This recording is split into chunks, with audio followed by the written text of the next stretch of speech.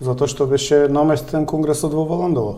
Јас тоа го кажав пред конгресот, за време на конгресот, после конгресот и го зборувам до ден денеска. Тој конгрес не дозволи слободна волја на делегатите. Се направија 300 акробации за да се постави Мицковски, затоа што се имаше поголем план.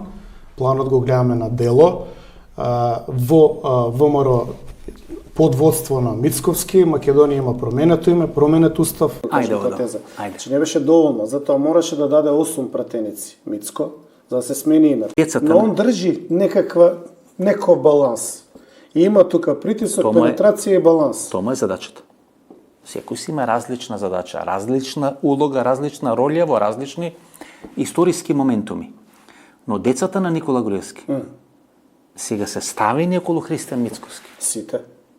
Значи, она приказните дека они се скарани, тоа се приказни на кои што наседнавме и ние. Дека он избегал, не знам што, очигледно беа нешто ќе ми напредат. Тоа е тој корисничко-клиентелистички однос, кој што всушност ја уништи Македонија, односно ја цементираше Северна. И министер на Мицко за полиција беше тој што најавува брзо давање на пасоши за Северна, а сега најавува и 100 евра казна за од 1 јануари кој нема возачка дозвола со Северна. Грција, овие ли се тие луѓе што вика никош Северна само Македонија? Мицковски вас ви се импрегнирани во целиот тој процес. Сега ако може да го расширам светогледот, проблеми со застојот во евроинтеграцијата. Кој е гарант на Мицковски? Груевски, Мјалков? Кој гарантира за Мицковски? Они може гарантираат, ама не сум сигурен дека е доволна гаранцијата. Има нешто подпишано? Тајната служба на ВМРО ДПМН. И он свати дека само јас ги поседувам документите кои што беа уништени и ги немаше во државниот архив. Тие документи јас ги добив како пратеник, бидејќи бев во комисијата за контрола на државната безбедност и агенцијата за разузнавање член.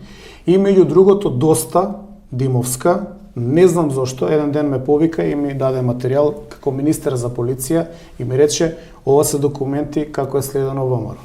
Многу легитимно прашање. Каде се тие странски инвестиции? Оти Мицко се пофали у скапа пиар пропагандистичка кампања дека донел инвестиции. Никој не ги видел, никој не знае каде се, негде може би се сечени некакви ленти, конкретни објекти нема. 1500 не знам колку вработувања, каде се? Се прави еден тоталитарен пресврт, каде што е опасно да збориш, што ќе ти направат и така натаму. И втора работа, интелектуалците никој не истражува, никој не пишува. Како дојде 2018 и 2019 до промена на името со учество на 8 пратеници на ВМРО?